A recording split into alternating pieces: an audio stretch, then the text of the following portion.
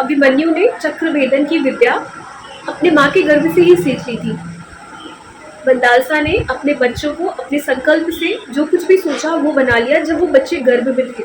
हमारी हिस्ट्री में आपको ऐसे बहुत सारे एग्जाम्पल्स मिल जाएंगे जहां आप देखेंगे कि माता ने कैसे अपने संकल्प से और अपने प्रयासों से अपने बच्चों को बहुत महान गति तक पहुंचाया।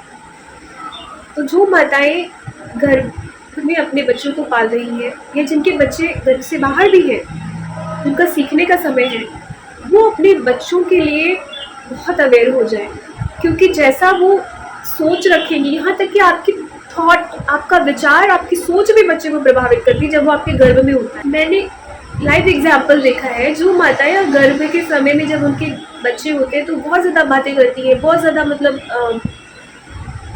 बातूनी स्वभाव हो जाता है उनका।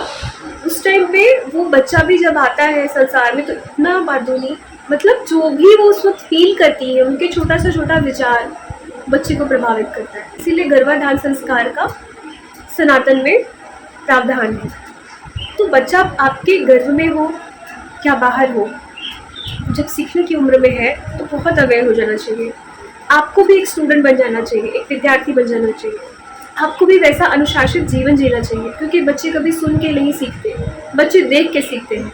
आप जो करेंगे बच्चा वही करेगा। आपको कहने की भी ज़रूरत नहीं है। अगर आप अपने बच्चे को अच्छा संस्कार देना चाहते हैं तो आप बच्चे को वैसा ही बिहेव करना शुरू कर दें। आप फ़ोन का कम उपयोग करेंगे, बच्चा भी नहीं करेगा। आप जंक फूड नहीं खाएंगे, बच्चा भी नहीं खाएगा। आप उसको इस चीज़ से इंट्रोड्यूस ही मत कराओ। आप अपनी फैमिली में हमारे जो आसपास के व्यक्ति हैं उनके प्रति दया का भाव रखेंगे। आप जानवरों की सेवा करेंगे, आप भगवान से प्रार्थना करेंगे, ध्यान करेंगे, जप करेंगे। बच्चा भी देखेगा और बैठेगा, सीखेगा। छोटे छोटे बच्चों को मैंने देखा है कि अपने पापा की चीज़ों को कॉपी करते हैं, कि पापा चीज़ों को इस तरीके से रखते हैं तो बच्चा भी चीज़ों को ऐसे ही रखेगा।